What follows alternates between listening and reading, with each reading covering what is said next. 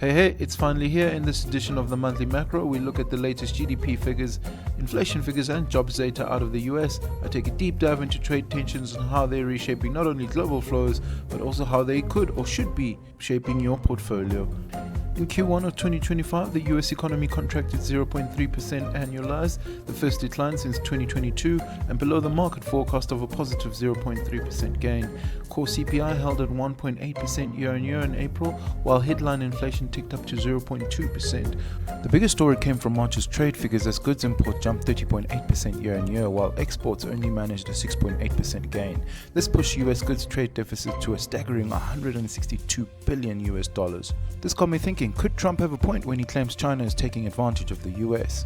Take a look at this. According to 2023 UN Comtrade data and US Census Bureau figures, America remains a net importer from most of its top trading partners, underscoring how deeply integrated the US consumer is in global supply chains, running goods trade deficits against China, Mexico, Canada, Japan, and even South Korea. China was equally revealing, however. It actually runs a small trade deficit with a number of major partners. These gaps are largely tied to imports of raw materials and industrial inputs, but the broader picture remains one-sided. China's overall trade surplus, around $823 billion in 2023, includes a massive $362 billion surplus with the United States alone. Between 2018 and 2020, tariffs applied to over $370 billion worth of Chinese goods, targeted categories like electronics, semiconductors, industrial machinery, vehicles, and even e-bikes. Fast forward to 2025, and China's cumulative tariffs hit 145% on steel, aluminium, and autos. In response, China implemented its own waves of tariffs, up 125% on US exports, affecting sectors including agriculture, pharmaceuticals, vehicles, electronics, and industrial machinery. So what can we take away from this? Well, trade data measured here only measures the flow of goods and not services, the former being the focus of the trade dispute. The US in fact runs consistent surplus in service exports, from software and financial services to education and entertainment. But when it comes to goods, the pressures on companies are real, and they're hitting some companies harder than others. As you can see in the risk impact matrix we've put together,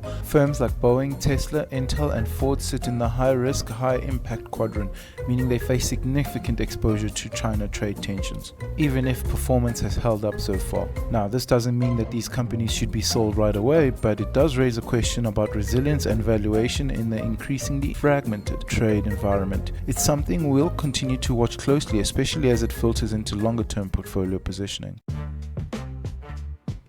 In Europe, there was a bevy of GDP data. Overall, the European economy grew 1.2% year-on-year in Q1 of 2025, matching both prior quarters' pace and the initial estimates. Germany remains my concern, however, contracting 0.2% for the second straight quarter, while France held at 0.8% and Italy edged up 0.6%. Among the blocks standout, Ireland surged 10.9%, Spain grew 2.8%, and the Netherlands managed a 2.0% growth for the quarter.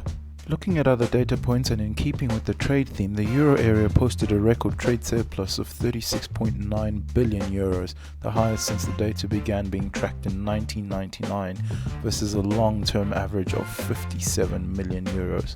Annual inflation held at 2.2%, hovering just above the ECB's 2% midpoint, whilst monthly consumer prices rose 0.6% for the second month running. In Germany, unemployment rate stayed at 6.3% in May, the highest since September 2020. There was some substantial activity in China as the People's Bank of China cut its one-year loan prime rate by 10 basis points to 3% and its 5-year LPR to 3.5%, the first cut since October 2024, while trimming the reserve requirements by 50 basis points to 7.5%.